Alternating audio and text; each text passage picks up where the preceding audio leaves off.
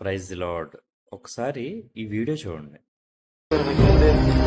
Nittinidadin go buku agan aparantina ne galem dum pakat dalam nama Yesus membuat hidup ne galipun budi buku agan kembali bisa kita suka kami dari buku agan sembani beli sanggari garong pun dari nama membuat kita kami ini terus berkata alam ini banyak orang Yohanes Markus adalah saksi Kristus yang sejati. Benar-benar dia melayani Tuhan. చూశారు కదా, ఆయన ఒక సేవకుడు. ఆయన వాక్యం ఎక్కడ చెప్తున్నాడు? Open గాస్పల్గా చెప్తున్నాడు. కూర్చున్న వాళ్ళు కూడా చక్కగా కింద కూర్చుని వింటున్నారు. ఆ రోజులు యేసుక్రీస్తు ప్రభువు ఎలా అయితే ఓపెన్ గాస్పల్ చేశారో, ఆయన మాటలు వినడానికి చాలామంది వచ్చి ఆ కొండల్లో అలా ఉండి విన్నారో, ఈ వీడియో చూసినప్పుడు నాకు అది అనిపించింది.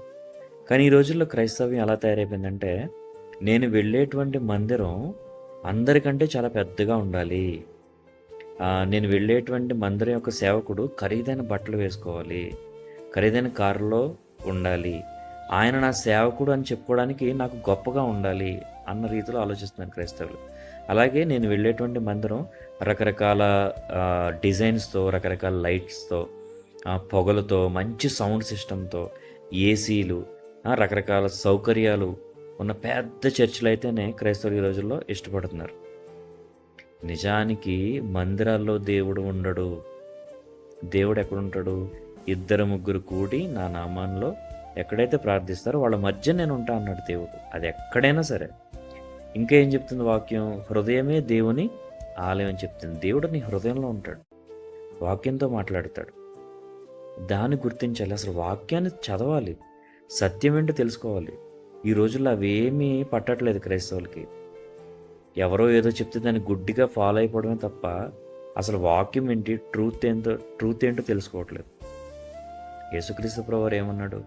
నేనే మార్గం, నేనే సత్యం, నేనే జీవం. సత్యం యేసుక్రీస్తు ప్రభువారు. ట్రూ అనేది తెలుసుకోవాలి కదా. పెద్ద పెద్ద మందిరాల్లో దేవుడు ఉండడు, ఖరీదైన సేవకులు దగ్గర మాత్రమే దేవుడు ఉండడు. అలా అనుకోవడం నీ అపోహ. నిస్వార్థంగా ఎక్కడైతే సేవ జరుగుతుందో, అది చిన్న మందిరమైనా సరే, 4-5 ఉన్నా సరే, అక్కడికి వెళ్ళడానికి ఇష్టపడు. పెద్ద పెద్ద మందిరాలకు వెళ్ళినంత మాత్రాన నీకు పెద్ద పెద్ద ఆశీర్వాదాలు రావు.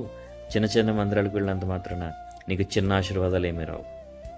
నువ్వు పర్ఫెక్ట్గా ఉంటే దేవుడు ఎక్కడున్నా నిన్ను దీవిస్తాడు, ఆశీర్వదిస్తాడు. Praise the lord.